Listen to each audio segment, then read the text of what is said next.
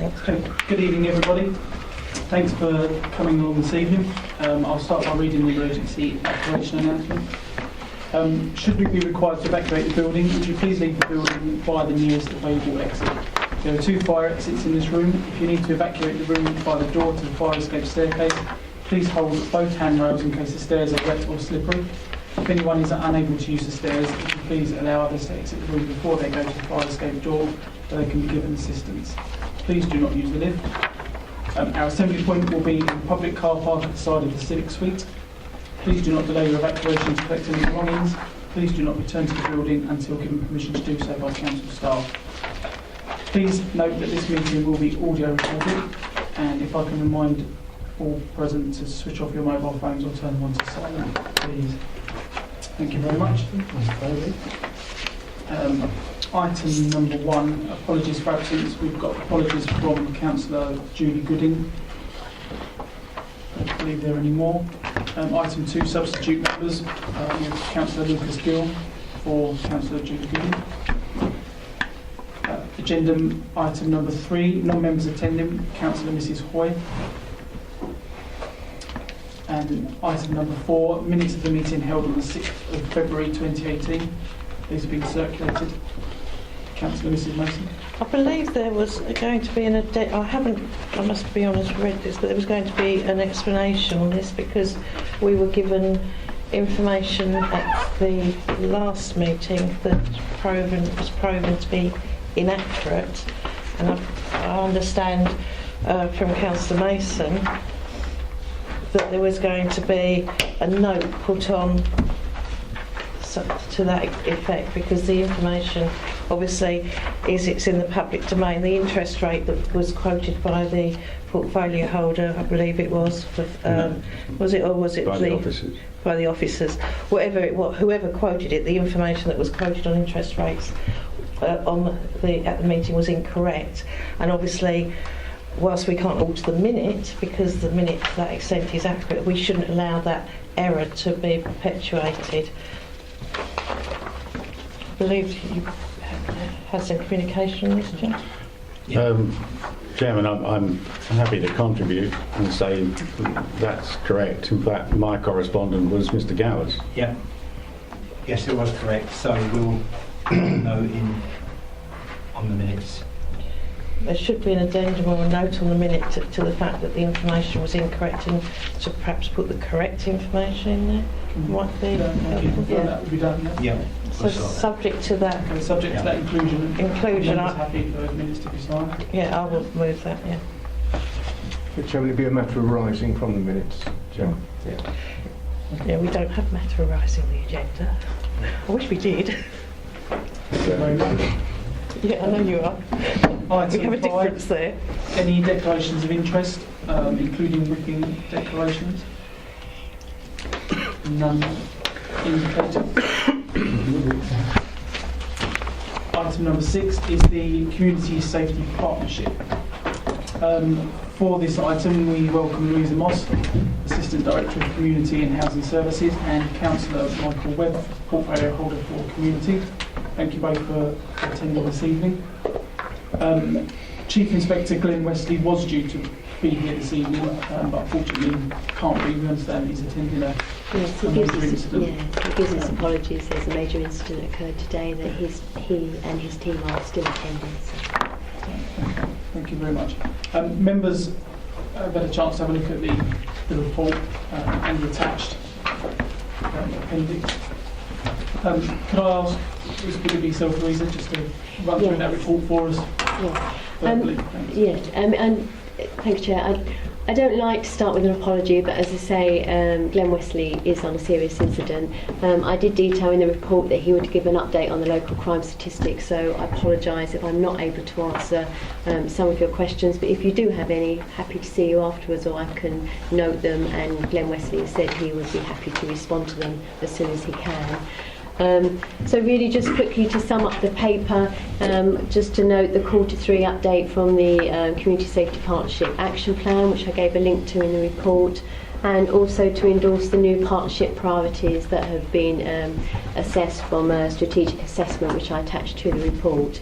Just to recap the priorities for next year, some of which are the same, but dwelling burglary, ASB, protecting vulnerable people and violence against the person. The action plan, which underpins those themes, is still being talked about by the steering group, and we've got a meeting next week to drill those actions down. But you can imagine inevitably some of the actions will be carried forward from this year's, those that have already proven to have quite good impacts, such as Crucial Crew, Senior Safety Day, and also probably to draw out one of the actions that's occurring at the moment is the one-to-one support that we're giving domestic abuse survivors at the moment, which is proving very successful, and all the awareness that goes with it, so that be carried forward. Also, just to note really, there's still room for improvement. We still need to work as closely as we can with our police partners, and joint patrol work, which we did a couple of years ago now, and we probably haven't done it as effectively this year as we could have done. So I think there's a bit more scope of work to do there.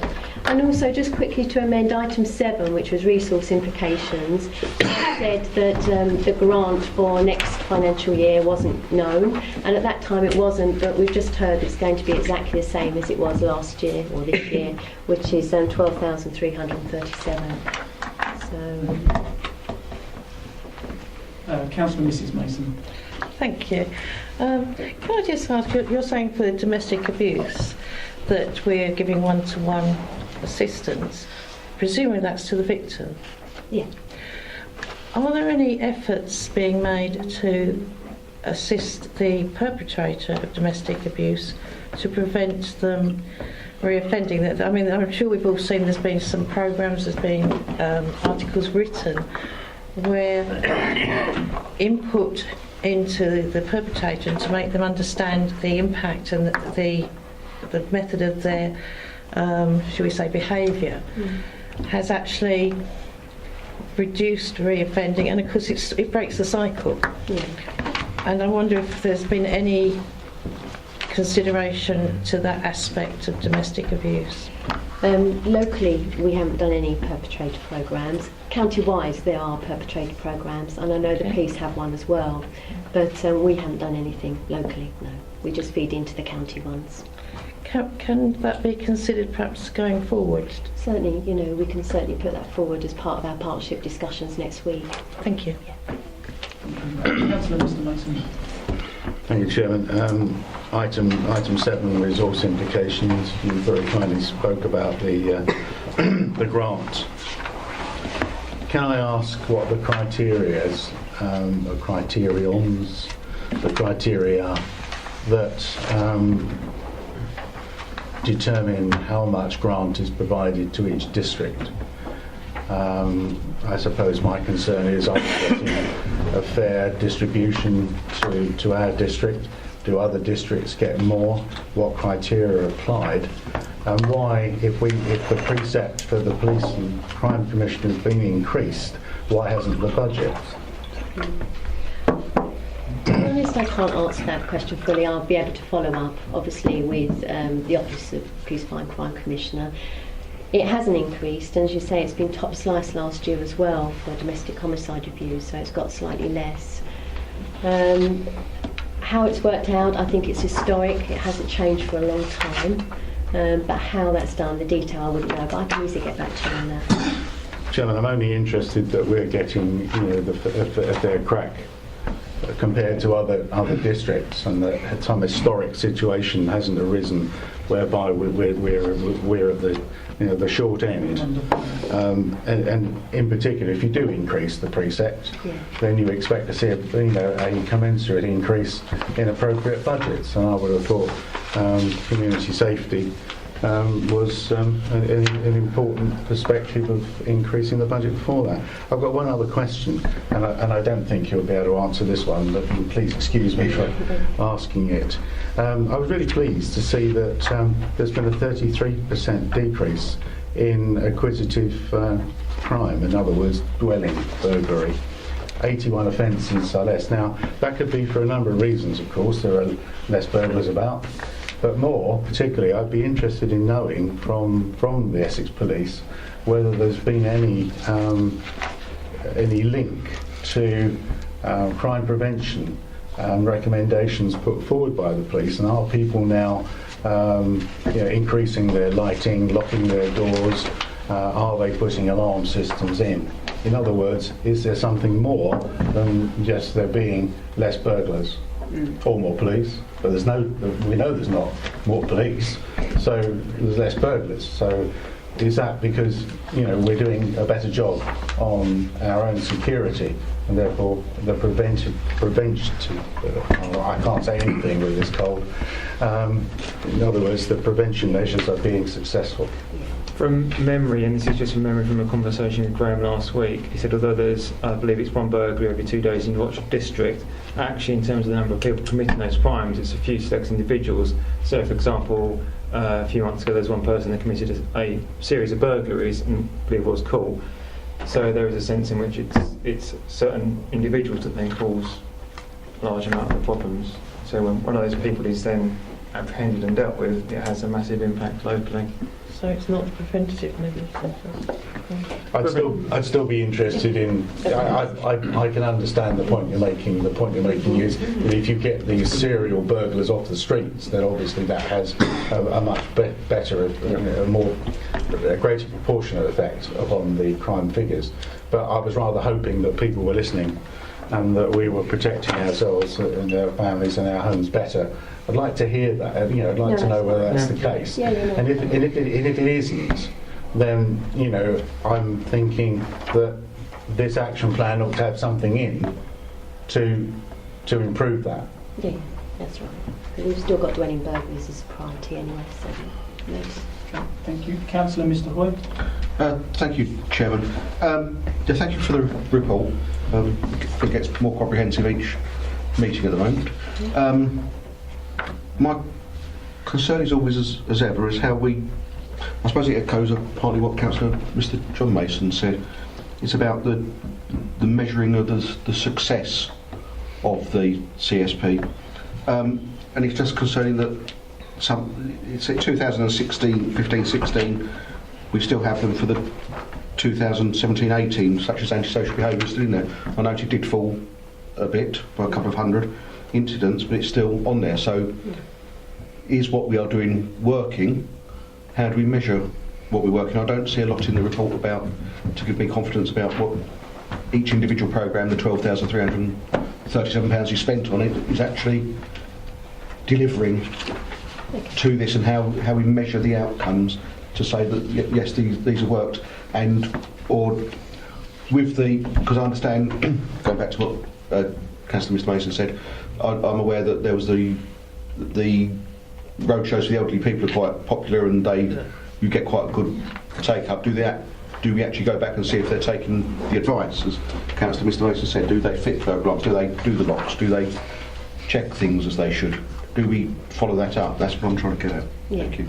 I mean, I do understand what you're saying. We don't follow up from senior safety days, no. It's just that moment in time, what people attend us, how useful it was. I think, the impact, interestingly, the Office of Police Fire Crime Commissioner have asked us to measure the impact a little bit more solidly than we do. Not us personally, but every local authority. And it could be, it's really difficult, isn't it, with the action plan, because there's lots of small things on there, lots of prevention things, and they're often difficult to measure. And the way we've done that in the past is probably through surveys. But it's being recognised going forward. We need to make perhaps we need to do it a bit smarter, I suppose. And the Crime Commissioner has asked us to look at that seriously, and that may be, and we were only talking just before coming in, doing slightly bigger projects rather than lots of small ones, doing bigger projects so we can measure it a little bit more easier. So. With the crucial crew, and it's probably a similar idea in terms of the work that's done with the Year 6 going into secondary school. When Graham was looking at doing the evaluations around that, I actually said, how can we measure that this is being effective? Because although it gets good reviews on the day and the children love doing it, and I attended one myself and I actually had a fantastic day and I learnt a few bits.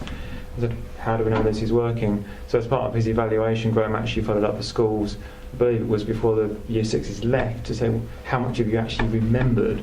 And from memory, I believe it was quite positive actually in terms of what had actually been retained. So that was trying to go beyond just an evaluation on the day and actually saying, what have you actually learned as a result of this. But I take the point about the senior safety ratios, and that is, yeah, a valid point. So it's something that's been looked at to... Yeah, it's get being some more- recognised. We need to measure, not us, but all local authorities Yeah. need to measure the impact a little bit more effectively. How that's done with small prevention projects, I'm not too sure, but the answer could be to have bigger projects where you can measure it easier, or there's the survey work going forward. But as I say, it's difficult to measure that whether our direct intervention has caused the fall in numbers, etc. So I will know that. Thank you. Councillor Moon. Yeah, some 10 years ago, the Metropolitan Police cut their domestic murder rate by over 40% by intervening with couples, both partners, not just looking after somebody who's been a domestic violence victim. I know this because they poached a member of my staff who was the analyst on the programme. And the thing is, worryingly about Essex, they were late in the game because the Chief Constable was held to account by Her Majesty's Inspector of Constabularies within the last 24 months about it. The recent discipline hearing of the Deputy Chief Constable was all about the fact that he lost his rag with the officer in charge of the call centre because there was such a backlog he couldn't see how they could possibly be catching up and intervening at the right time in cases like this. So when we look at the report and it mentions the dealing with the victim, and they say, well, there is a county-wide scheme, but really in looking at ourselves, it has to be kind of done in a wholesome way, and it didn't seem to quite come across, although they may be doing that. So my question would be, are they actually intervening with the couples before it all gets out of hand, the way the Met did it, and the way it's recommended to be done, or are we sort of late in the game and doing catch-up, and it's the police, because this does reflect on serious harm to partners and relationships. Well, I'm saying it's just females, can be males. I mean, I can't answer for the police, but I would say, personally, we're probably playing catch-up, to be honest. We're not probably doing couples, we're just probably working with the survivor more than we are with the perpetrators. Perpetrators are just being picked, from ad hoc programmes. So I'd say it's still very disjointed at the moment.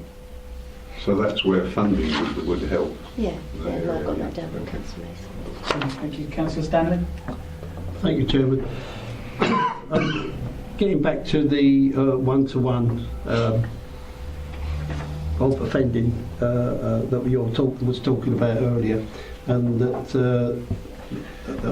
you have many projects, obviously, for this £12,000. How much work are we doing with that one-to-one? I mean, is there a lot for you to do, or No. have we got that many? I'll call them patients for that one-to-one. Yes, enough survivors to have one-to-one support every week. Every week. Yes, and it's actually it was called CLG. It's a CLG government-funded Trailblazer project.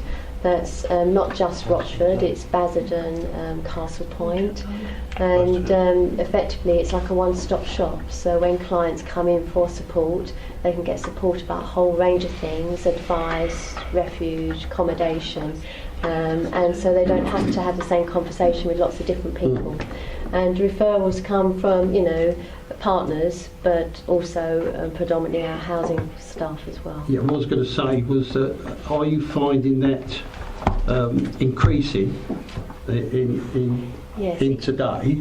Yeah. And with that increase that's going on, I mean, as already been mentioned, that if it is increasing, then the budget needs to increase to go with it, which is something which needs to be looked at, I'm sure. Yes, I mean, it was once every 2 weeks, now it's once a week. The draw on the community safety budget is not immense because obviously it's being grant funded by central government. We just put in any further support we can to support with leaflets, advisory stuff. So there's not a massive draw on the partnership budget. It just has an indirect impact on the partnership because all our partners can use it and we can get supported by it. What was my other question, that where we have this in several instances and I have phoned into the Rochford District Council to get some sort of awareness to other residents of these people that knock on the door, basically, and that sort of thing, where people have been taken in, given money out, sort of thing. And I've asked for something to be put on either the website or something in the paper or something like that from Rochford District Council. And I was told time and time again that we don't do that. Why don't we do it? Okay. And I wasn't aware of that conversation. I mean, I can't see any reason why we can't put something out around scams and, you know, be aware. I think we've done Twitters and press releases before about that, so happy to do that again. And link in with county and their initiatives, so yes, happy to do that. There's a lead around that, then we'll bring it up next week. And, I mean, I was told by the office that when I phoned in on 2 occasions, I was told, well, we don't do that. Okay, well, I could So contact you. And it would be nice to do that. Yeah, thank you. Thank you. Councillor Brookway. This is probably not so much of a question. It's probably something that you probably can't answer, but might well be interesting for other members to sort of hear about this. Obviously, the crime statistics are fairly core to how you look at your priorities and determine where to focus your priorities, and so therefore they're very important in regards to the way that you direct things. But I had a conversation with a serving police officer, and he was telling me about a number of different ways that the police crime statistics are massaged, subject to the needs of having a particular sort of focus. So he was telling me that if there's a particular interest in burglary, that the focus of attention to reduce the statistics on burglary, he says there's a number of different ways that these burglaries can be put down on the crime statistics so it doesn't show that there's an increase on that particular crime. So I'm concerned that because we're so reliant on the crime statistics to form our focus, that how accurate are they? The only thing I can say is that this serving police officer was not a serving police officer in Rochford or Castle Point. But it does make me worry that there is the opportunity that the statistics that we base a lot of our information on are manipulated, and they're manipulated for internal political reasons.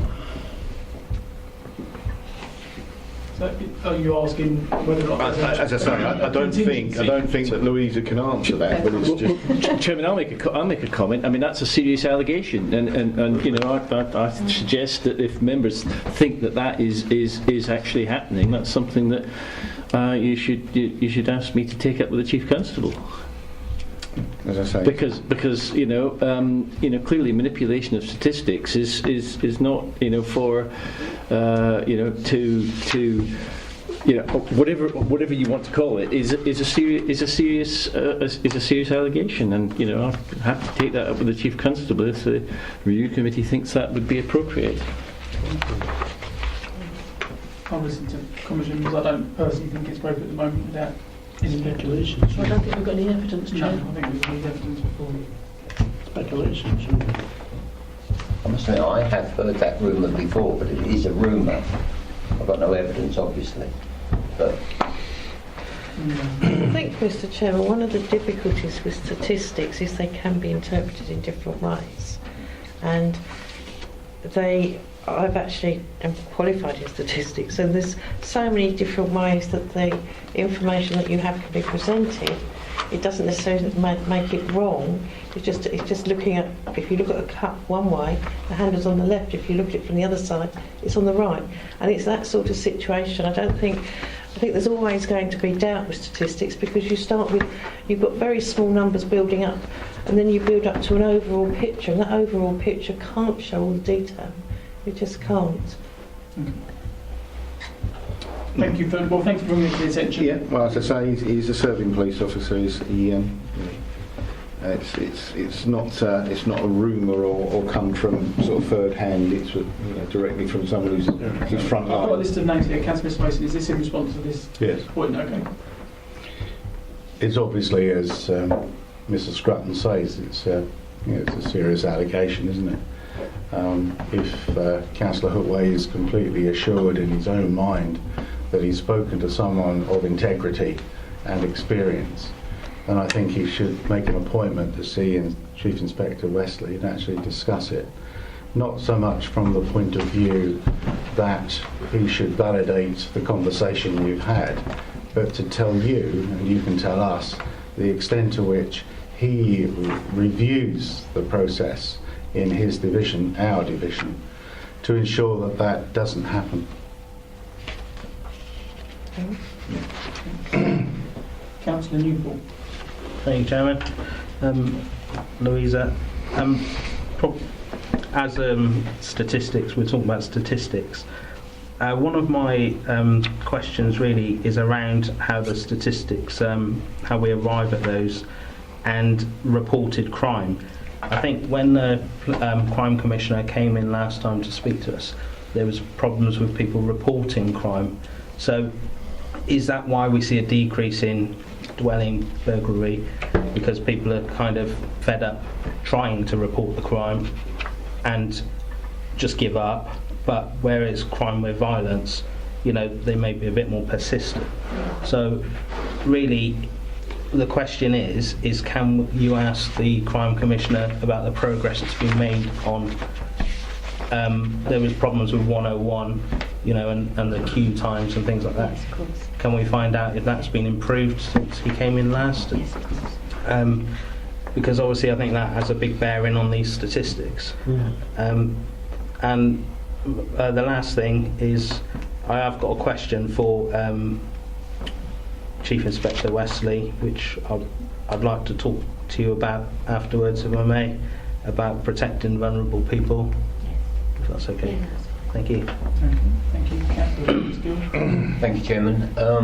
It's not an item that Louisa can answer, but I think residents would like to know exactly how many officers we're going to see on our streets, considering the extra precept that the police have put in for. We hardly see anybody at all in uniform.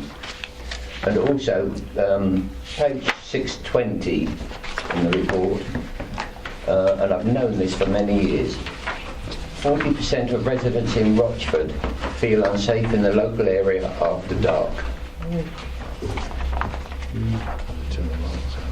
Having business in Rochford, so many people have said to me they won't come into Rochford after dark.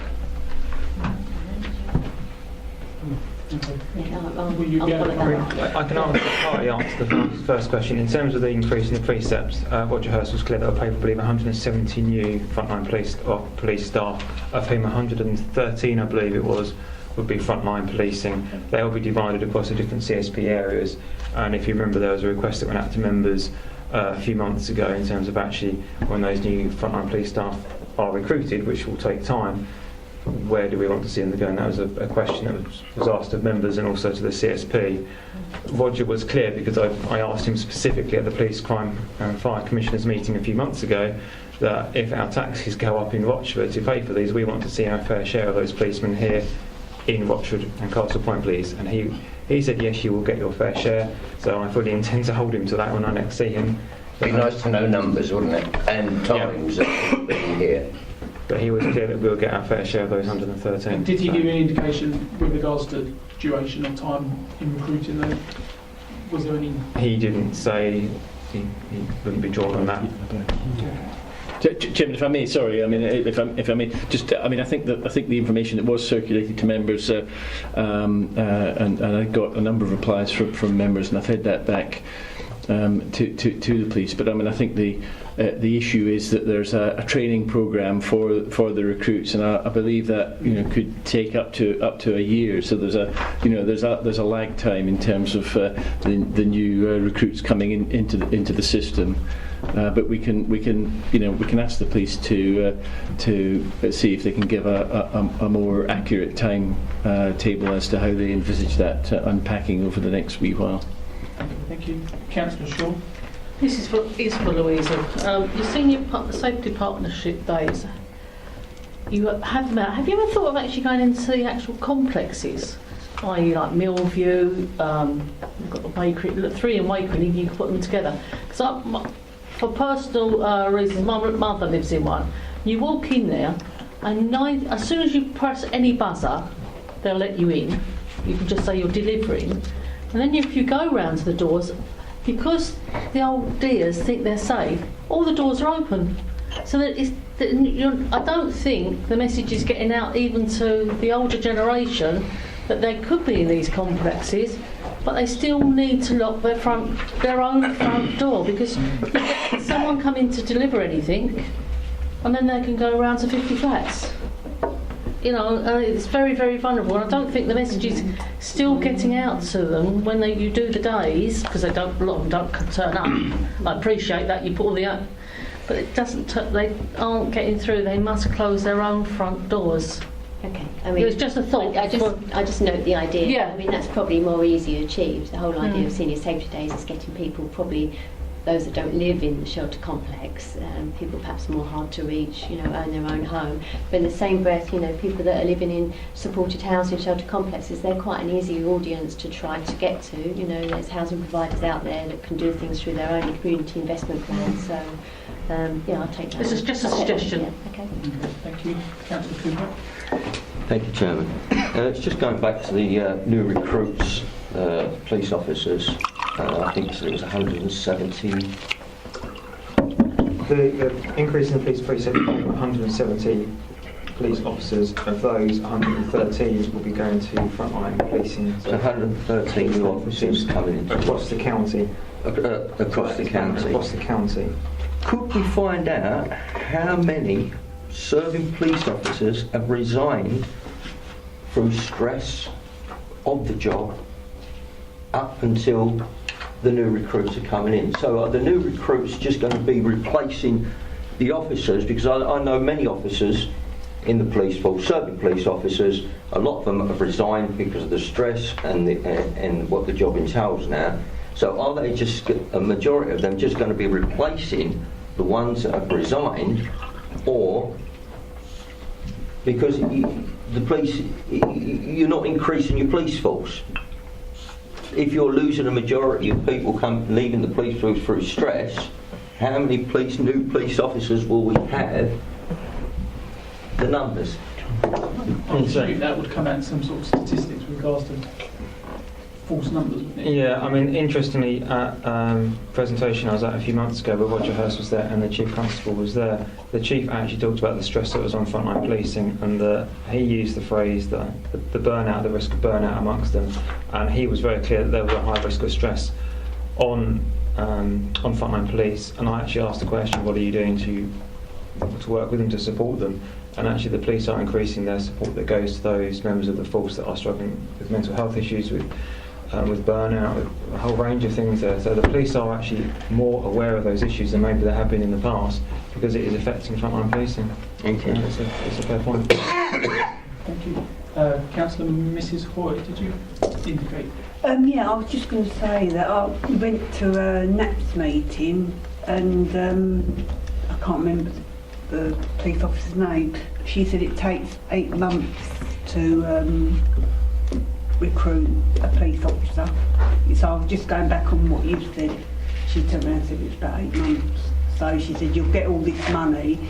What people don't understand is if they get a new recruit, it's still going to take 8 months to train them up. I just wanted to say that. Thank you very much.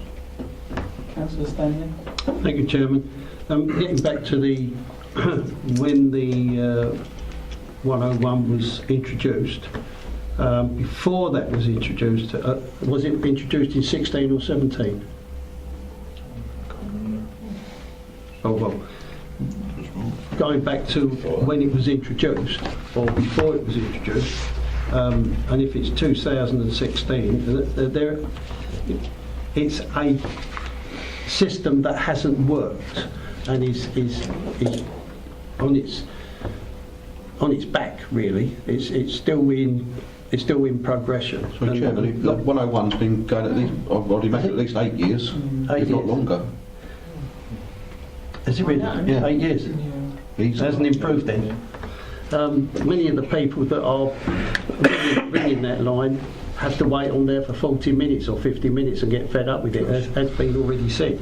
So therefore this will reduce the number of maybe burglaries or incidents that are going on. And I just wonder, could you give us a graph of when 101 was introduced and a graph of how it was used and how many if you like, burglaries or whatever there was, complaints on that, so it shows us how it's going, or whether it's going down or whether it's going up in the way of recorded offences. I will ask Glen Wesley around 101, but I know you can't answer that, but I'm just saying, can you whether find they'll out for us? provide any graphs is another thing, but certainly I know 101 is something Roger Hurst talked about and headlined at his meeting, so I can only give you as much as I can on that. Thank you. So, Chairman, I'm just trying to find my notes from the Police and Crime Commissioners meeting that I was attending back in December. I said I had to find them.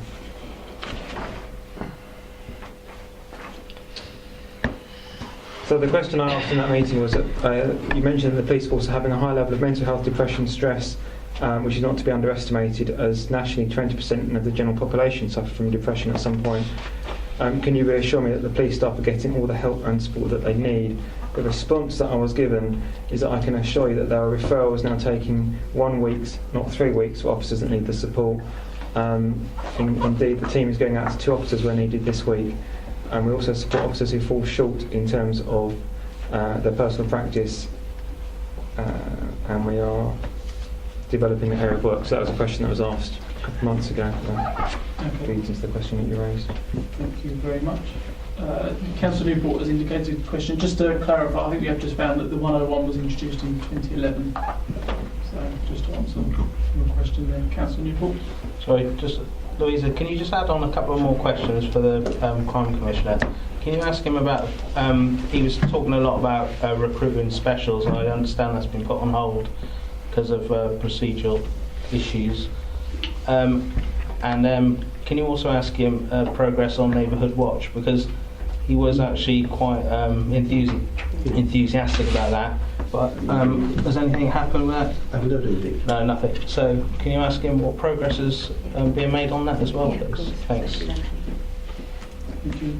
Councillor Mr. Hoyle. Yeah, thank you, Chairman. Allow me to come back. Just very quick one. It's around the community messaging, which I was going to raise earlier and I forgot. This has been pushed by both PCCs, Roger Hurst and to me, I don't actually think I've had any messages for ages. Does that mean we haven't got any crime at the moment, or is it still not working? Can we find out what is going on with it? Because I keep being told it's going to work and it will get better. I don't know what role it's supposed to play within the CSP at the moment, because it doesn't. It notifies me of burglaries in Canvey Island, nothing else. No other members have indicated any questions or Chairman, sorry. Councillor Newport mentioned that I think you said that they're not doing the recruiting of specials. In the Echo, every week there's an appeal for people to apply to be special. If it helps, Tim, I have got a letter from the police asking if we can place, and I believe this has gone to all councils in Essex, and it's probably gone to a whole range of other organisations as well, asking if we can place a note on our intranet to see if there are any officers within the local authority who might be interested in volunteering as a special. So there does seem to be a view that specials are still part of the overall policing framework, and as far as I understand, there's still an ambition to recruit. Okay, thank you very much.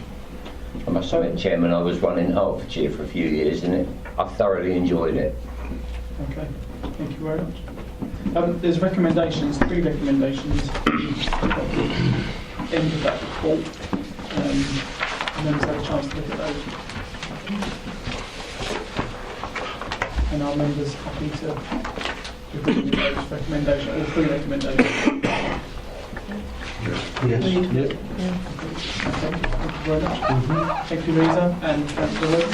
You're more than welcome to stay if you wish to. Thank you, Chair. Yep, okay.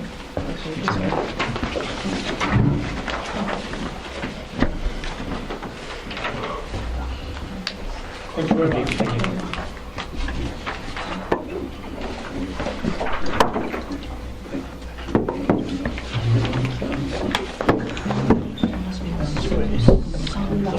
No, I thought the special thing Okay, members, thank you. We'll move on to item number 7. This is the voice of the councillors. The final report of the De Montfort University Municipal Journal Councillor Commission. We have Sean Scrutton, Managing Director, and John Bostock, Assistant Director of Democratic Services, here for this item. This report was sent to members back in October, and a request was made for it to come to the committee. Obviously, members have had a chance to have a look at the report and the attached appendix. We have discussed this at a pre-meeting this evening, and I think the general consensus is that looking at this, or moving forward with this, we would like to form a working group to look at it in a bit more detail, and also to invite, excuse me, I forgot his name, Professor Copus to come and meet with the committee. With the working group, or with the committee, sir? Working group. Could I make a suggestion, if I may, Chairman? Sorry, I interrupted you. The idea of the working group, members of the review committee, external members, and also a member of the cabinet, and possibly an officer as well. But yeah, feel free to. If I may, I think it might be a suggestion to invite our East of England LGA representative Gary Hughes to be involved in that, because I'm sure he can bring something positive to the discussion as well. Mr. Chairman, I think that detail of when and who to invite should be left up to the working group. I appreciate the information and the suggestions, but I do think the complexity of the document, they need to decide what areas that want to be explored and how. If we get people in, it's going to stop the objective assessment. Well, I think it was only a suggestion, wasn't it? Oh, yeah. It's obviously we can discuss. It was just a note of who that was and their role. Councillor Mr. Mason. Chairman, that's given me a thought. I'm wondering if we're talking about Professor Colin Copus. We're thinking of inviting quite a number of people to either a working group or to the committee. I'm just wondering if Mr. Scrutton could consider that being a presentation that is made to full council. Because ultimately the recommendations that are made through this committee would have to be approved by full council, and I'm always very conscious that the decision, everyone who has a vote at full council is fully aware of and up to speed with what the issues are. Chairman, so a sort of working session of full council to hear information, ask questions that could then be taken back for the working group to think about, or is that? The working group to. No, I don't think that was the intention, was it? I was thinking of it more in terms, Chairman, of an education.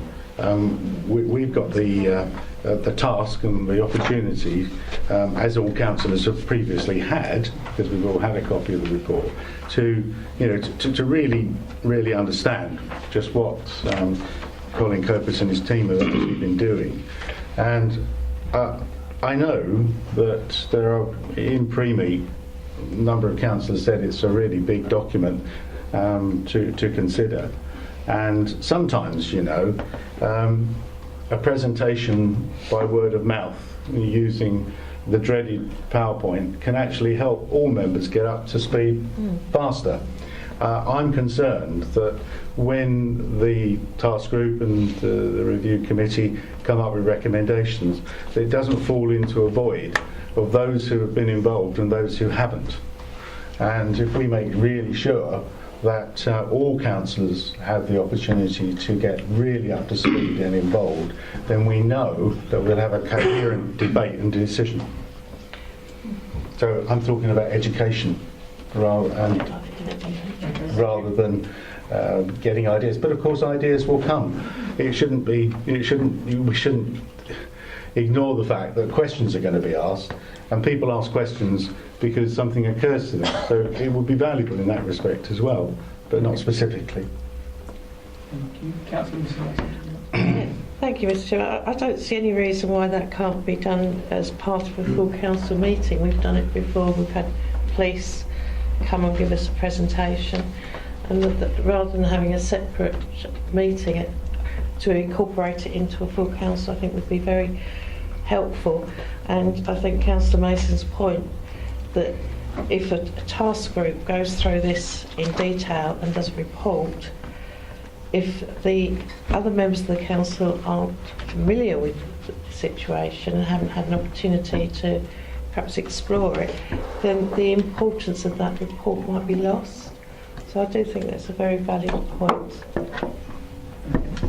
Is there a general consensus from the members? Yeah, I agree with that. And is that something you feel that will be able to be delivered? Well, we can seek to, have a conversation, and I'm sure we can organise that. I'm not sure what the timescales would be at this juncture. I'm sure we could recommend it to full council. Chairman, there's no reason why the task group can't go off and start working anyway. It doesn't have to wait till Colin Copus turns up to brief everyone. It can look at the detailed areas that it needs to in the first instance. Okay.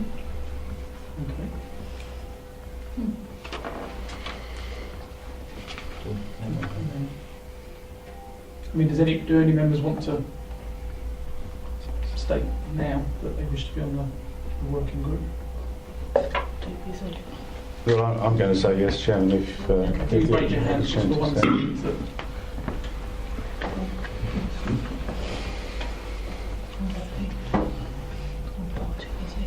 Yeah, that's enough. And the working group can invite other people to come along and join them as they see fit at the first meeting they have to scope. So we have a scoping meeting to decide if we wish to expand the working group. Yeah. Yeah, that's what I asked here. Okay. Which will probably include John, so good luck. Would the working group allow substitutes, bearing in mind the nature of the work? And do we need an officer, or would we invite them along as is necessary? I think we need it as scoping. Well, that would be the purpose of the scoping meeting.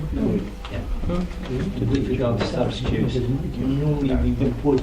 No, that's right. They can't follow. Well, this is why I raised the question. But the issue of other people being involved, I mean, we've already had it stated that we feel that there should be a cabinet member involved. So that will be discussed at the scoping group, and if they're aware, perhaps they could suggest something. Councillor Woodquay? Yeah, I think if the working group is looking at this in very fine detail, then I think substitutes may make that difficult task. You don't have them now on working. No, so I think if you're going to pass this task over to some people, then they need to be able to get on with it without shuffling people in and out. I don't think we can do subs. Councillor Stanley. Thank you, Chairman. I would imagine that most the working group would have to meet during the daytime, where most of us, and I'm also including myself because I do some work sometimes. I don't sit at home doing nothing, but daytime's going to be difficult for virtually everybody No, it's not. in the way of working. Well, it's not on the task force you've just done. That's one, two, you don't give it right. Who else? No, I'm just saying, I'm just trying to help out here by saying. I don't think daytime's a problem. You're right. Is that is that going to be? No, no problem. Because you're going to have As to. many as I possibly can. I do work, but I will make exceptions. Well, there's no need for. I mean, With all respect, Chair, you don't have to be there. No, which is something I was interested in. Well, we didn't know, you didn't indicate. Oh no, sorry, my name's Ben. But no, I would personally, I would prefer daytime. And I think most of us are available. I mean, I'd like to be up there, but obviously I do work sometimes, and depending on what the dates are, or when. Well, we can keep you included within any arrangements. Yeah. Yep. I mean, that's what I'm trying to say, is that, you know, I can't promise. Okay, thank you very much. Mr. Chairman, Sorry, Councillor Shaw. On this, sorry, I'm just being completely nosy. Before the task force, you're saying an officer needs to be on there. Who is it?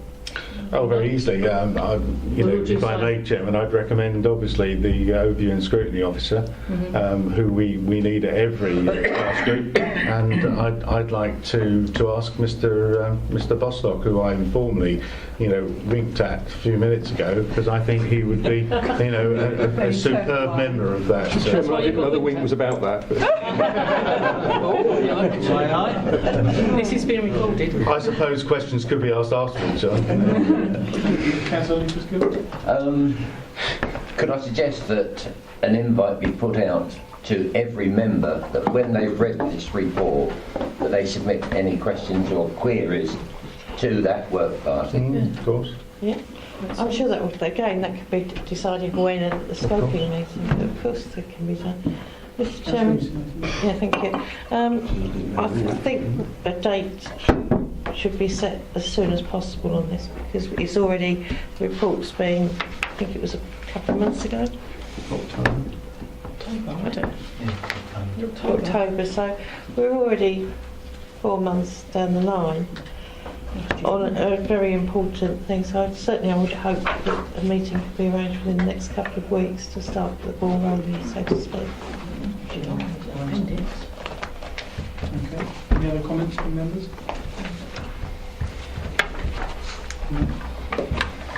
Okay. Chairman, I'd just like to thank Mr. Bostock for doing all this work and volunteering, obviously, for a great deal more. But seriously, it was a very helpful summary, and it's given a great deal of food for thought. And much of that caused us to realise and understand that this is a serious and deep issue and is of importance, and that's why we decided to tackle it this way.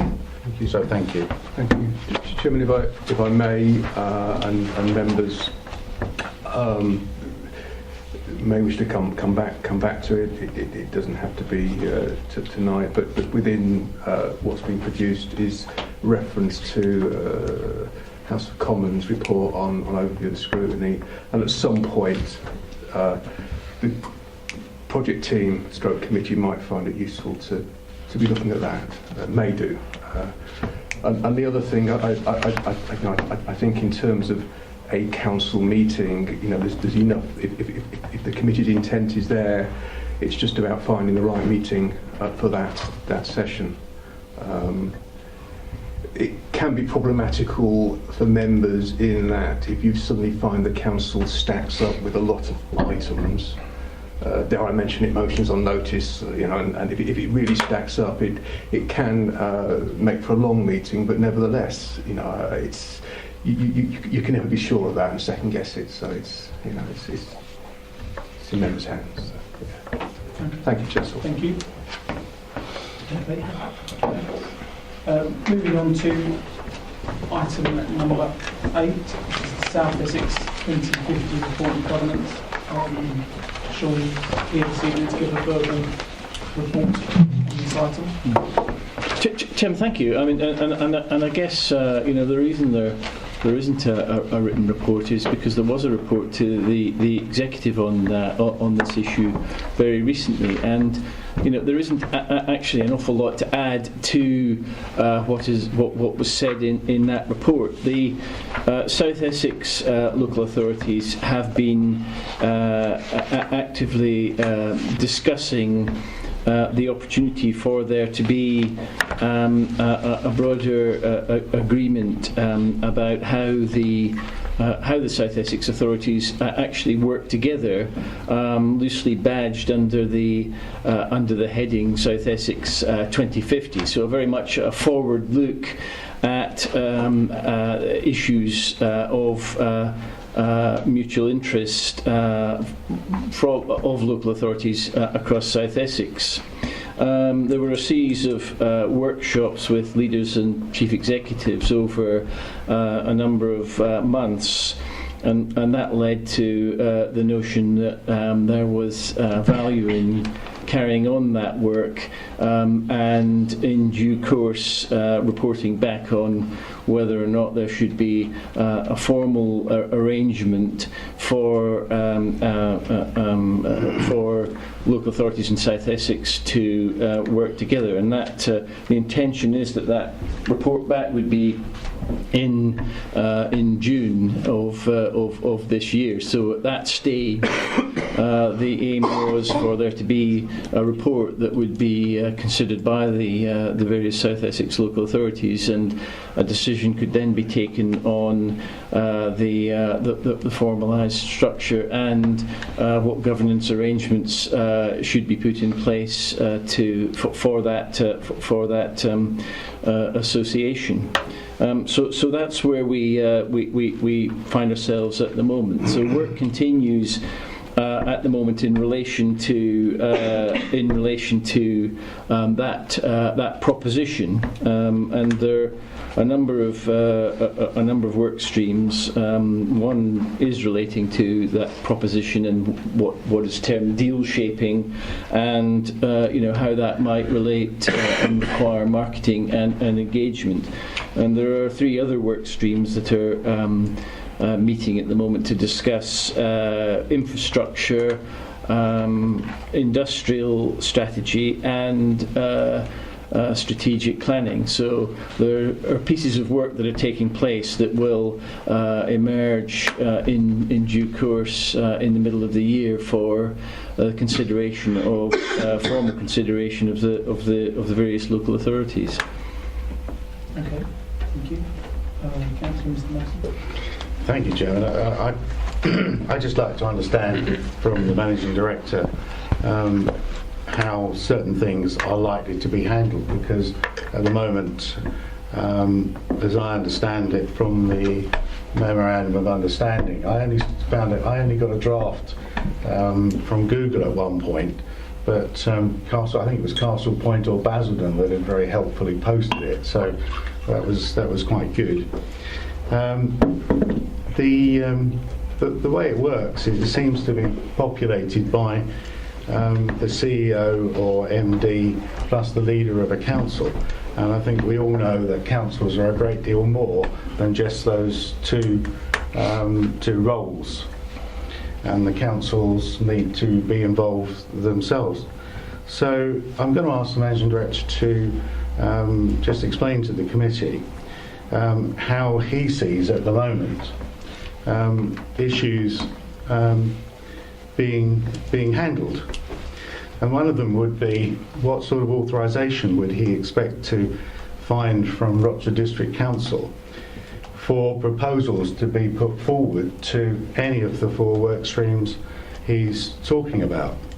And what authorisation would be obtained from Rochester District Council for consideration of proposals put forward by other councils, particularly those that would affect us, of course.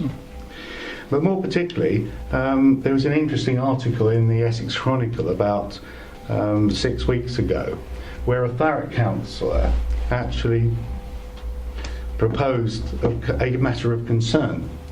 The matter of concern was that a simple majority of that body, the body being a seller, would make a decision on all matters.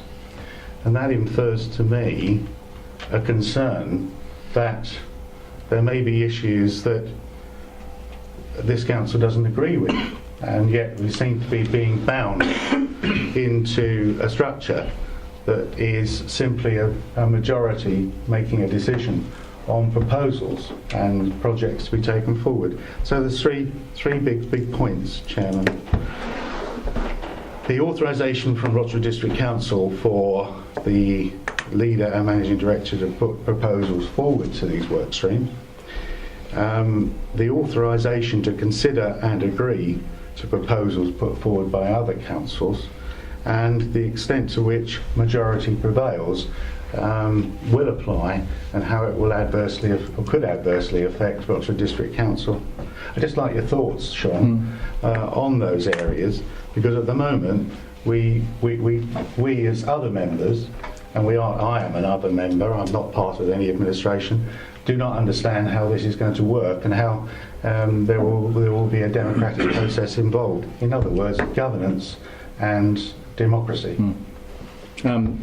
Chairman, I think I made the point already that those are the very issues that are under discussion at the moment, and will in due course emerge as proposals for the consideration of the individual local authorities. So they're all well-made points, and they're all points that need to be unpicked and proposals put forward as to how those... I asked you your view as Managing Director on how you think Rochford District Council should handle those. Is it something you haven't thought about yet, or you and the leader haven't thought about yet? So that is why you can't offer anything, or are we saying that, we've got to think about it? Well, if we've got to think about it, how are we going to do that? There are no, at this juncture, there are no firm proposals as to how that will work. Those proposals will be brought forward over the next few months, and the intention is in the middle of the year there will be a report to council on those issues, and the council, along with the other councils in Essex, will need to make a decision about whether they're happy with those proposed governance arrangements. I'm sure you've misunderstood me completely.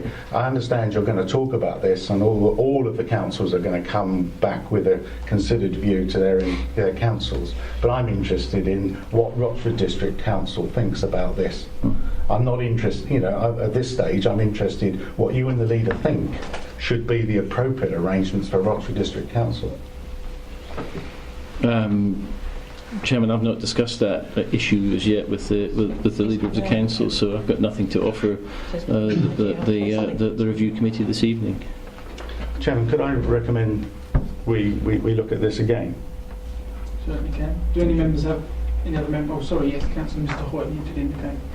I did indicate. I'll just probably reiterate the same point. I'm a bit shocked. Don't you think it's a bit reckless for us as a council to enter into such an agreement without any governance arrangements? I mean, as I understand it, we've all had a copy of the bid for 800,000, which we've read in the papers that has been awarded. I don't know if you can let us know if that has or hasn't been awarded to this joint working group, working fund. And we as a council have offered 10,800, I think it was. I can't find it now.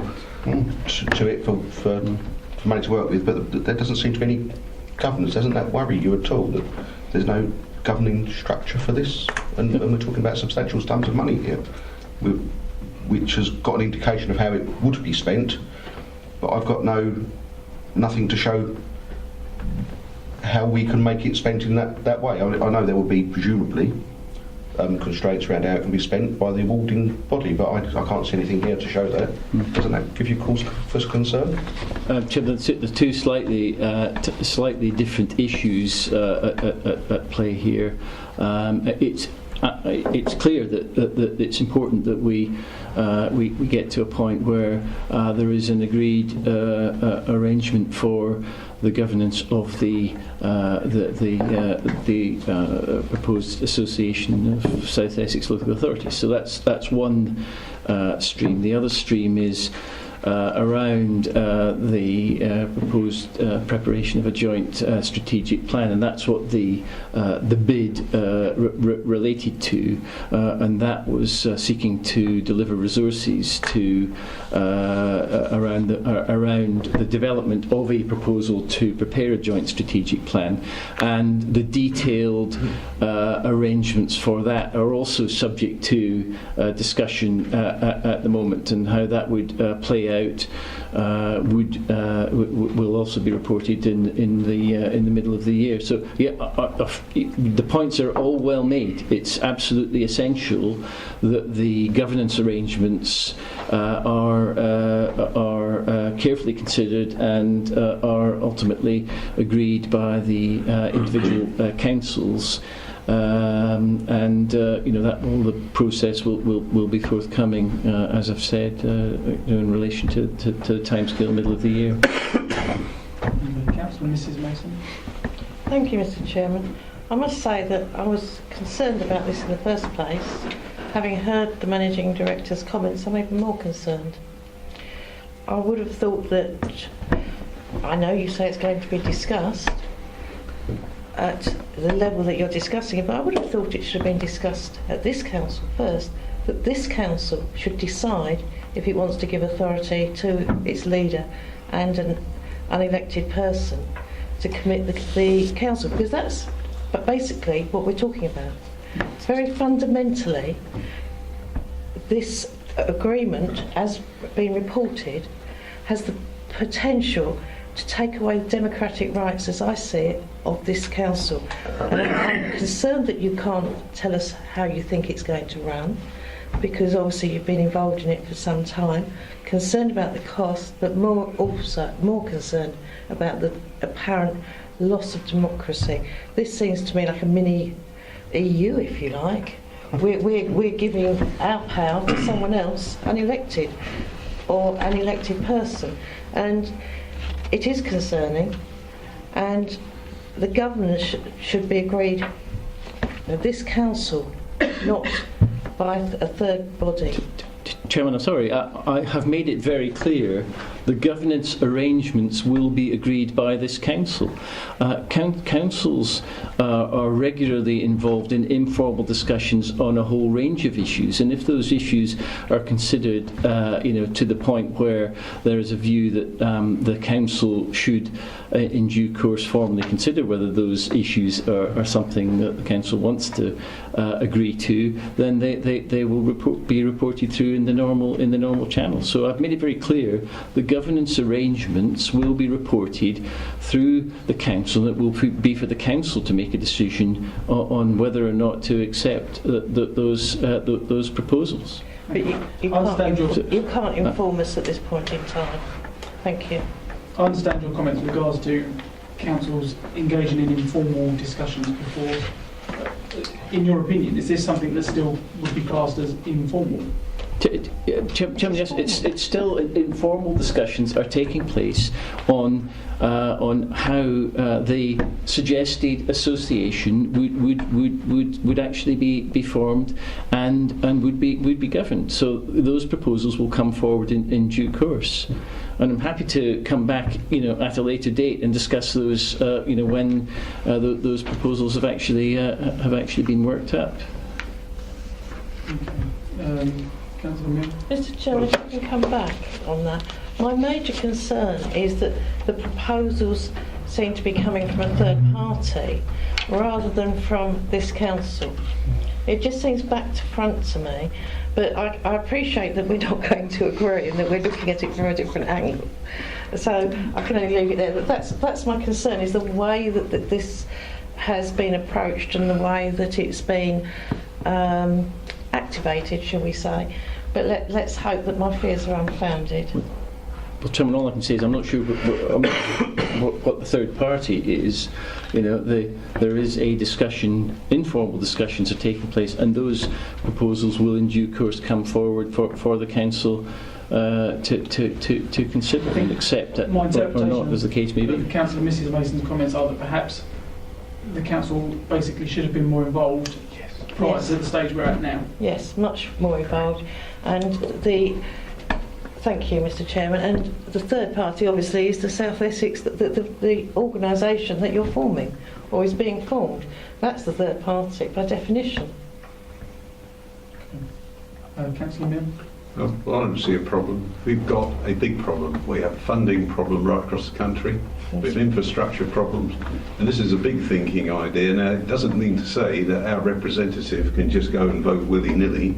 What will happen, each decision in this route map will be have to come back here, and we will tell our representative how they're going to vote.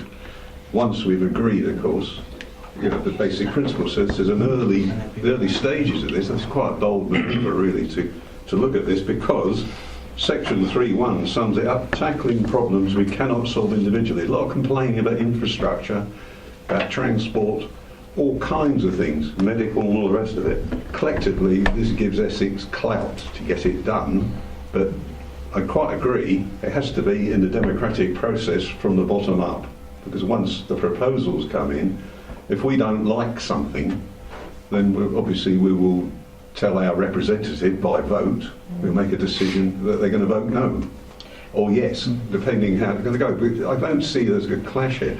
I actually see us moving into the next part of this century, actually making Essex somewhat better and easier to live in, really. It's a great idea. Obviously, it's early days, and as Sean has said, he's going to come back to us. But how would it come from down at the bottom, where everyone's in the sort of babble, as it were, to think about something higher up and getting this family of councils to try and pull together? It probably wouldn't happen. So someone had to think of it, and someone started it, but then it has to go back through the regular processes that we know and are established. It can't just take off by itself. So that, I agree with that. But I don't think there's any intention for that to happen. I mean, Sean's observations. Chairman, but I mean, you know, in the thinking is that in broad terms, if there is some scale in terms of local authorities working together, that provides a significant opportunity to bring many of the things that we all want to see in South Essex to the table. The opportunity to make significant bids for improvements to infrastructure, is key to all of this. The opportunity for individual local authorities to seek to obtain resources from the government or from the LEP, etc., is limited. And if there's scale in there, local authorities working together in a cohesive way, there's real opportunity. And that may very well be the message that, in any event, comes through from the Thames Gateway Commission. John Armitt, chairing that, he's going to be making recommendations in due course. So this is not about. This is not about setting aside the identity of any individual local authorities. This is about trying to bring scale and, capitalise on potential opportunities to deliver, a better place for residents in South Essex. Thank you. Councillor Quinn. I don't think that you get too much of an argument from members around this table about the lack of strategic thinking in infrastructure that's taken place, particularly in South Essex over many years. And I think there is a requirement for a bit of strategic thinking. I think the question is more of a case of whether this is going to be top down or bottom up. And I think the preference around this table is this needs to evolve from the bottom up and not be imposed from us from above. Mr Chairman, if I could just come back on one point. I think my major concern is the fact that from all I've heard is that should this body decide to go ahead, and I suspect it will, that we could be committed by majority. I accept what Councillor Mills says, that the council will decide and ask our representative to vote yes or no. That's fine. But if the other case, if we are committed to a majority decision, then we are in a situation where this council can say no, and yet we are committed, or vice versa. And that's where the concern comes in. Okay, thank you. Councillor Stanley. Thank you, Chairman. I think it's already been mentioned, but my concerns are that as yet we have only, say, one representative to a meeting of what is proposed or how it is proposed and what have you. And I don't know if anybody else knows about what proposals have been put forward, but I haven't. I don't know. No. Does anybody else know what proposals are being put forward? And that's something which I'm in the dark with. So to give somebody my authority to talk for me without me knowing what they're talking about or what they're proposing, I find that very difficult to understand. Chairman, the broad framework of the discussions are as set out in the Memorandum of Understanding, which was attached to the report to the Executive. Thank you. Councillor Mr Hoy. Thank you. So I just want to go back to the comment that was made by the Managing Director, which said it's at the moment you used the word informal. I'm still trying to get my head around that they've managed to bid for £871,000 informally. It does concern me that there's an informal arrangement around £871,000. That's what I can't get my head around. I'm sorry, I agree with the concept. I think it should be democratic, as has been pointed out by many members around the table. But I just can't. I'm struggling to understand how we've managed to get into a situation where we've aligned ourselves with an organisation which has bid for £871,000, has been awarded it as I understand it, and it's clearly linked to this because it's Appendix 2 of the report to the Executive, which is attached to the Memorandum of Understanding as well. But there's no formal arrangement in place. I will leave it there. I'm struggling for words. Well, Chairman, all I can say is that you know, look, it's good news in the sense that there's nearly £900,000 that gives the South Essex local authorities the capacity to work on issues, you know, as I've said, around the matters around infrastructure and so on, that clearly are matters that are sorely need attention in South Essex, but you know, the bid was submitted by the South Essex local authorities in good faith. If the government didn't believe that, you know, it was appropriate to award that money, then I guess they would not have done so. But clearly, the government felt that there was a piece of work that was beginning to gel and emerge that merited support at an early stage. Could I just very quickly ask, of the £262,000 awarded for retrospectively for 17-18 costs, which include things such as a review of the Essex Strategic Housing Market Assessment, does that mean we're going to receive some of this money for the costs we've paid towards those items? An interesting question, to which I don't know the answer, but I'm happy to you know, take that back. And I'd like an answer, please. I think it goes to the root of the issue, as I see it. Okay. When did you say June? Did you say that June is the planned date for there to be reports emerging that will be able to be considered by the councils in South Essex. I think it would be good if this came back very soon after that. I did indicate again. Did you count me out?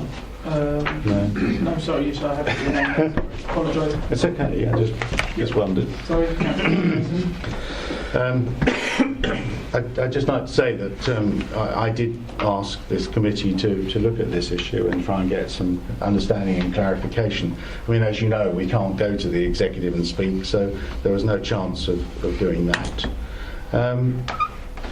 of course, the council's issued a great number of press releases saying what good news it is, and that's stimulated residents to ask what I think of it. And I couldn't really give them a view because it sounded like good news, but I couldn't tell you how our council was participating in it, apart from the fact that 2 people were going to the meeting. So that's all I could say. And as well as the fact that Councillor Hoyer's indicated that a large sum of money seems to have been assembled. So that's how this question arose, and I think it was quite right of the committee to pursue it this evening and try and get to an understanding of when those issues will be exercised by this council and then exercised by those who are participating in the work streams, and that's the order that I think residents would expect. The other thing is, Councillor Milne very kindly set out his view of how this might work, and he talked about bottom up, he talked about democracy, he talked about proposals being agreed here being Rochford District Council.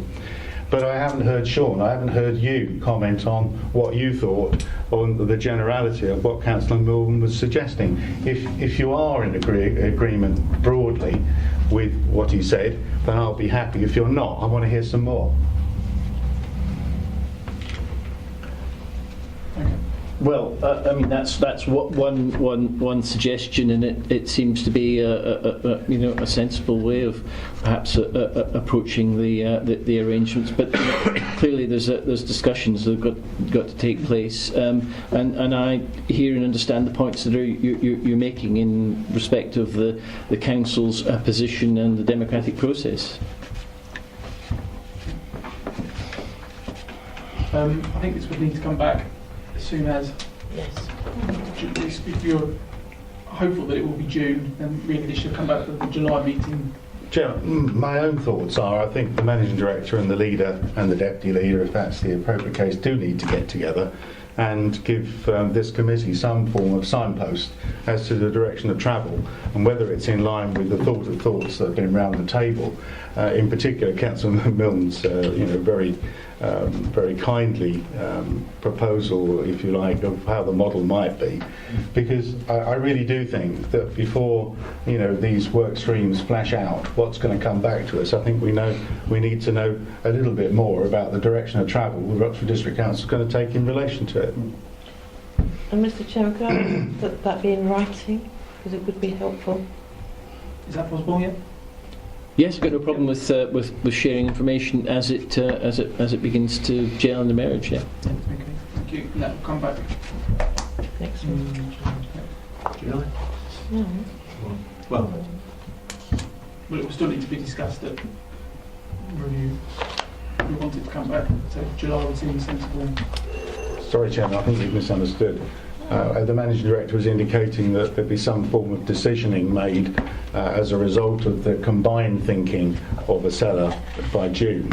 But before that, I think the leader, the deputy leader and the managing director need to get together and put to this committee, as he's raised the question, what basis of direction of travel with regard to the issues of governance and the involvement in the democratic process in Rochford District Council will apply, because that's what we at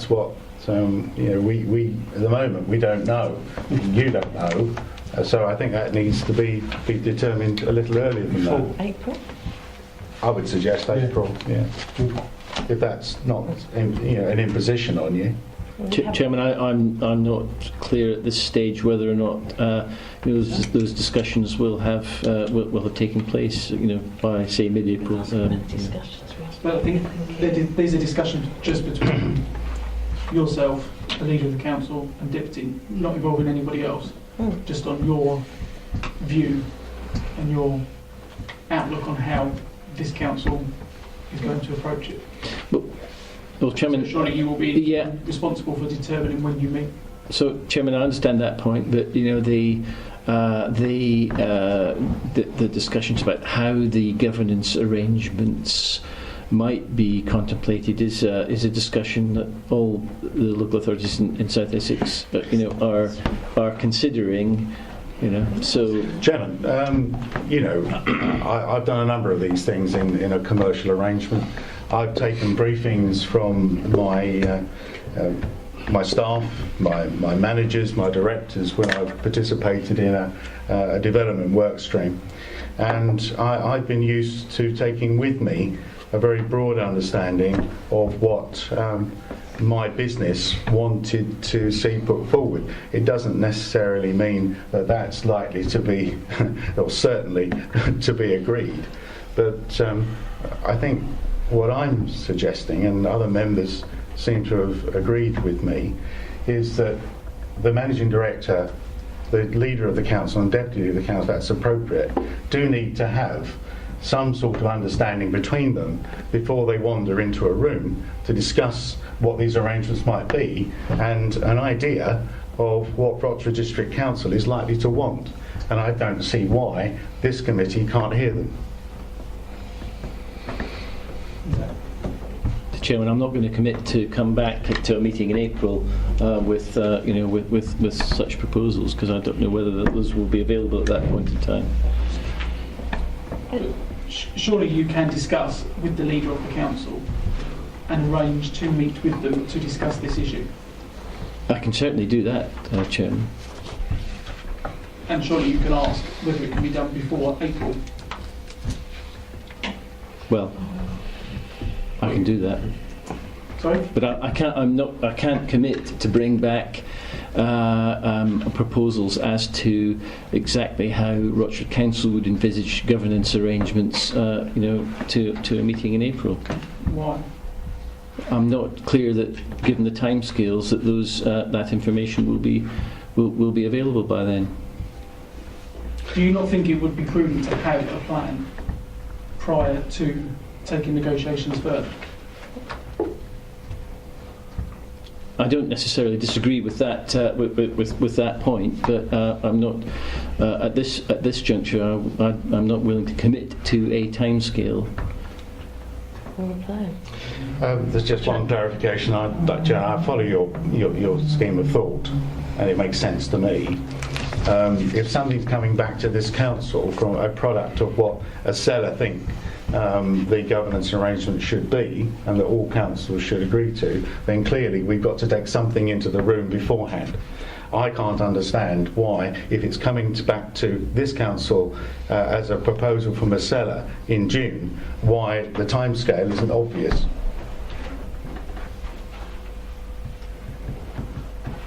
So you're still not willing to commit to a timescale to come back to this committee in April?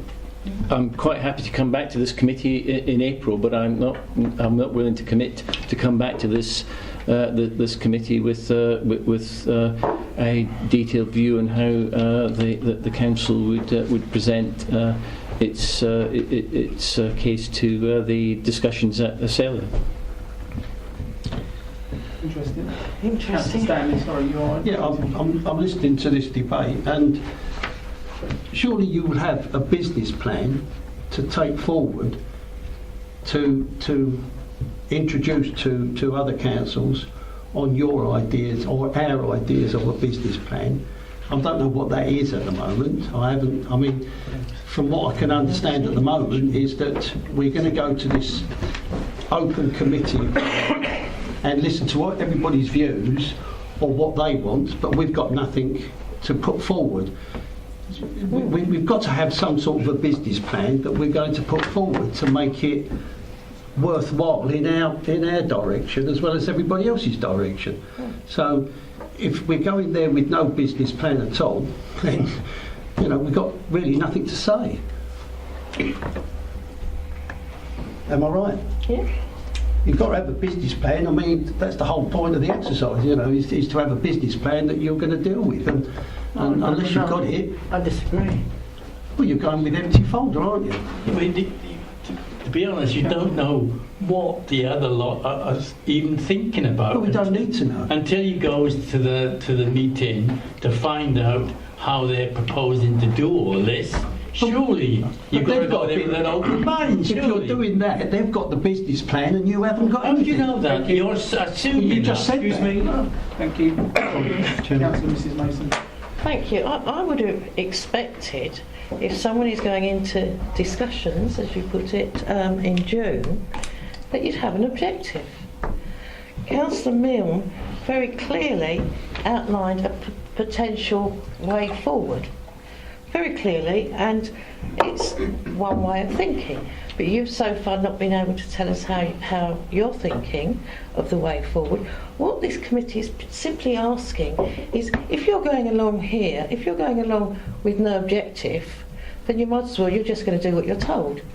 So presumably, you either want to know what the objective is. What do you want to gain from that? You said you want an overall strategic thinking, planning, infrastructure, joined up thinking. Yeah, it sounds really good, but you've got no idea how you want to do that. And that's what we're asking. We're saying, find out, think about what you want to achieve and how you want to achieve it, and inform us. I think that's another way of putting it. I can't think of another simple way. If you can't, a business plan, yes. There is another way of looking at it. You don't go into, it's going to be a negotiation. You don't go in. It is always a negotiation, except with Europe, of course. It's not a negotiation. But it sounds like that you're walking into a situation that maybe is just like Europe, that everyone's going to tell us what we want.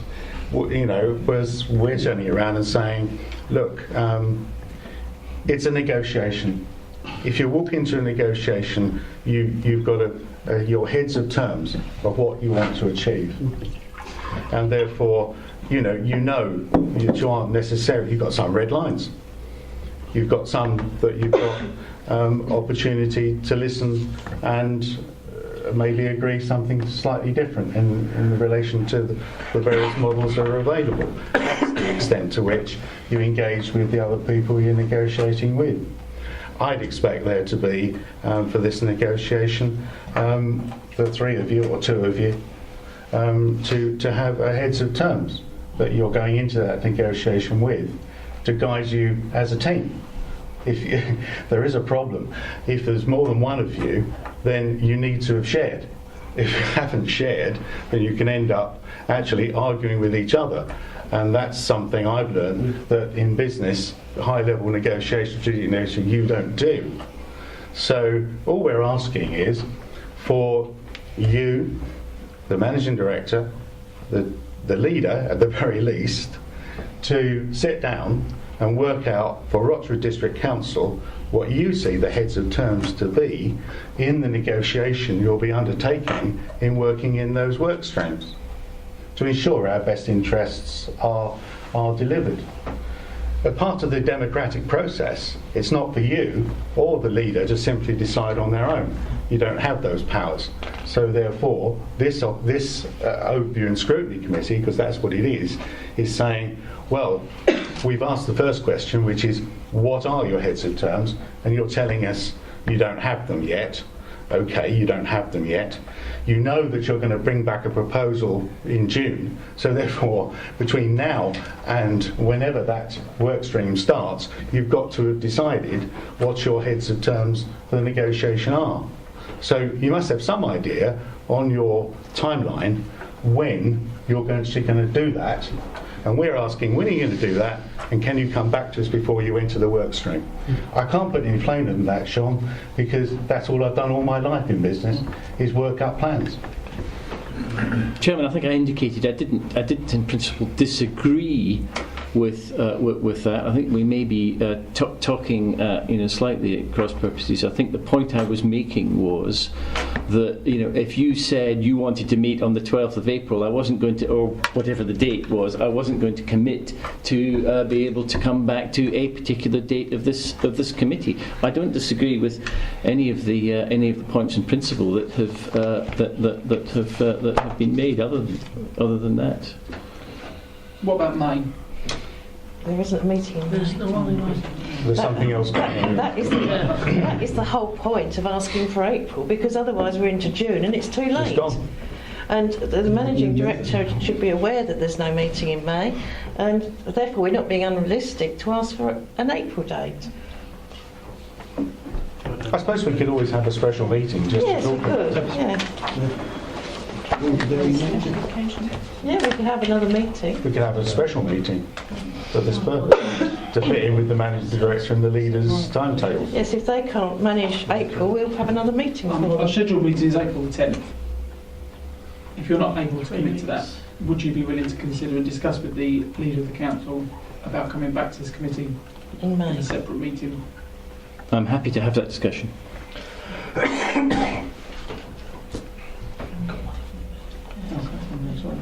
Oh, yeah, it's only a suggestion, but we can take a strength from this because if we have a plan, because we know where we fit in the big scheme of things, that is more effective than not actually having that when you actually turn up to the meetings, because you can steer things.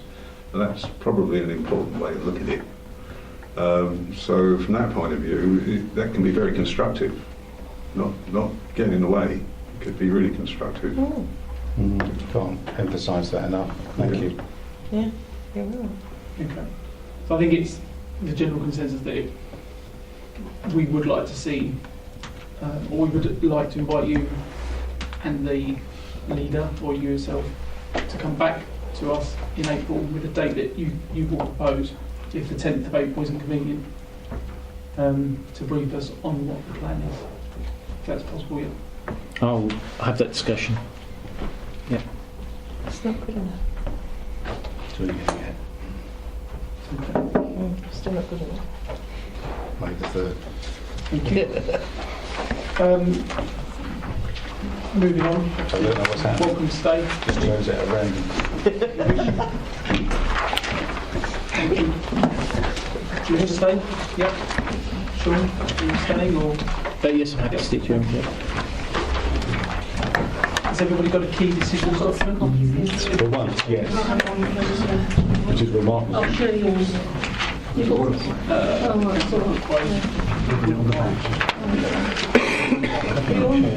I'll show you. I think we'll share all the thank you. You want? That's what they're doing.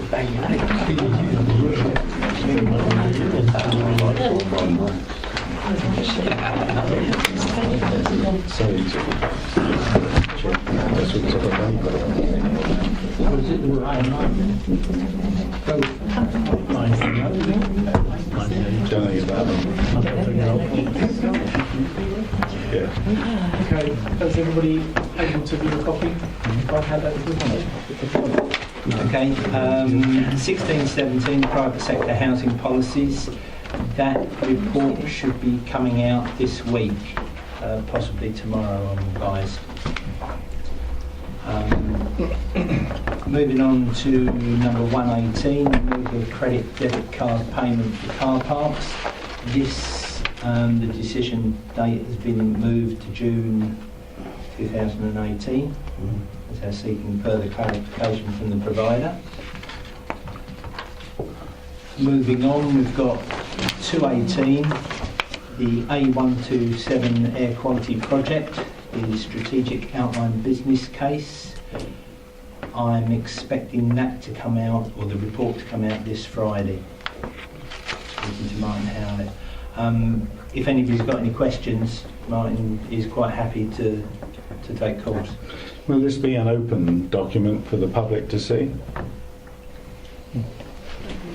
Yes. Well, okay. There's a lot of people asking questions about it, so you know it would be a shame if it wasn't. Absolutely. Yeah, absolutely. There's obviously been, sorry to interrupt, but there's obviously been a fair bit of information in the media about aspects not directly related to, but about other interlinking issues. I always get my information from the media. You're quite right. Yeah, best place. That one is the strategic outline business case, and then if you notice 318 is the A127 air quality project, the outline final business case. Yep. Can I just ask, we are in the, sorry, I'm looking at Louisa. I'll look at the chairman. It refers to the shortest possible time frame. and I'm sure I'm going to be assured this is the shortest possible time frame, but we've got the decision to be made by November 18. Although it might be the shortest possible time frame, it doesn't look like it's a very short period of time to me or to members of the public. Is that the shortest possible time? Is that due to consultations? Yeah, it is. It's working within the government timeframes. So unfortunately, it's. Okay, and then the final one, 418, is the street scene enforcement strategy. What's this about, please?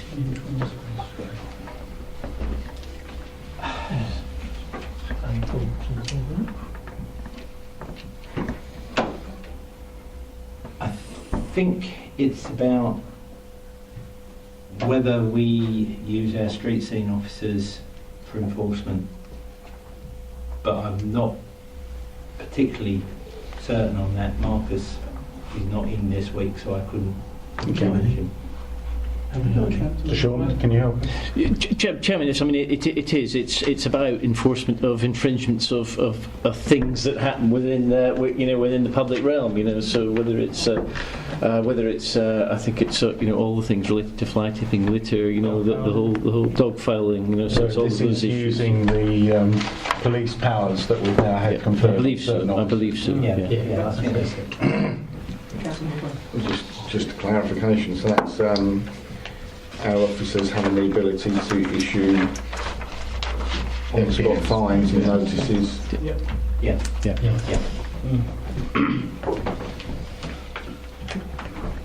Sorry, Councillor Stanley. That's right. Chairman, I'm going to ask, I know it's probably a stupid question to ask, but have we got anybody that can, have we got any enforcement officers out there at the moment, or will we have any enforcement officers out there later? Yes. Yes, we have. Certainly, I know we've got one street scene officer that enforces on fly tipping. Yeah, I'm talking about a town, not on fly tipping, not on patrol on a regular basis. Yeah, that's what I'm talking about. So, in that, how do we deliver the ticket, whether it's dog fouling or whatever it is, litter and what have you? Have we got any at the moment? No. Well, Chairman, we have an officer that does deal actively with fly tipping, and I think the question is to see what the opportunity is within the limited resources that the council has available to actually act on these powers.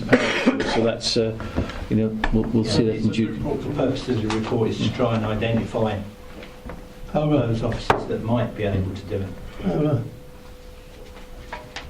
I don't particularly want to go around saying we haven't got any officers who enforce anything. Well, I think everybody knows that already, Paul. Yeah. Yeah, but that's the reason why it happens. I believe we prosecuted 3 people already, haven't we, for fly tipping? One in Church Road. Okay. There's a bigger one in Watery Lane today, but you probably didn't know that. You've seen the one in Section Beaches Road. Oh, I'm so sorry. I know you don't. Members, thank you. I need to live I don't know the area well enough. Okay, if there's no further comments, has everybody got a copy of the work plan? Yes, thank you. Right, thank you. I'll move swiftly on to the work plan then. Next meeting is to report the ICT project team. We also we've penciled in to have a report on the Sanctuary Housing Development Programme from the council's perspective. And we might have a report from the leader and the managing director. Yes, possibly, and we've also penciled in a report on the operation of the development committee. I think that's premature, Chairman. If I might suggest to the overview and scrutiny officer, I think that would be probably best placed in the next municipal year. Okay, that's my opinion. It's a very big job. All right, that will relieve a certain officer. Well, in that case, I expect. I was getting to right. Oh, I see. And I've been pressurising, so okay, that's fine. Councillor Buckland. In relation to Sanctuary, is there anyone, are we expecting anyone from Sanctuary to be involved in that, or is that not going to be the situation?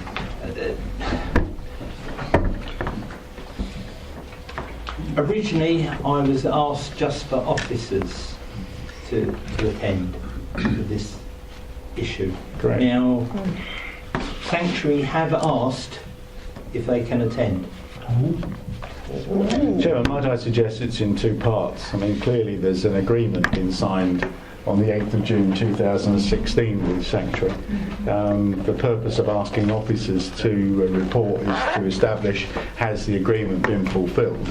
And in the second part, if Sanctuary wish to join us afterwards, if they've got anything they wish to update us on, that would be welcome. Is there, they indicate anything more, specific reason why They would like to attend because they're being discussed.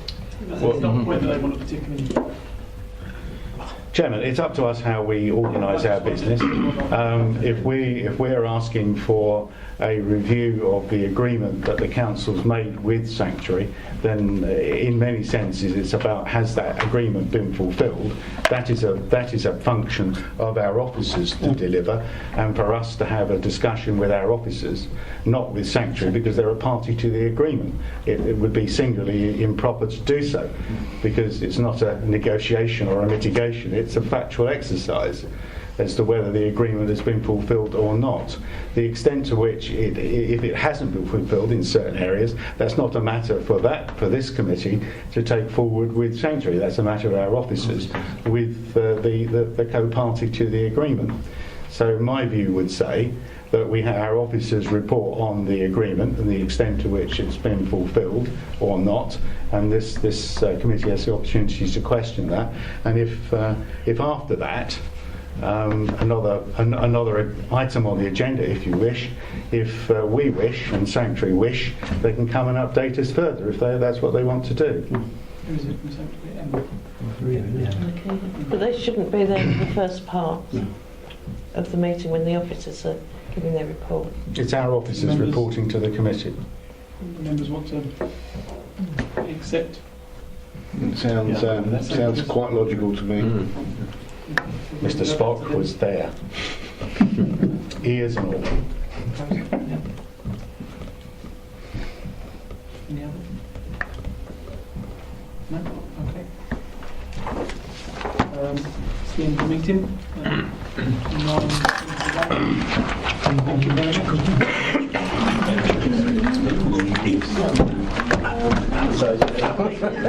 much.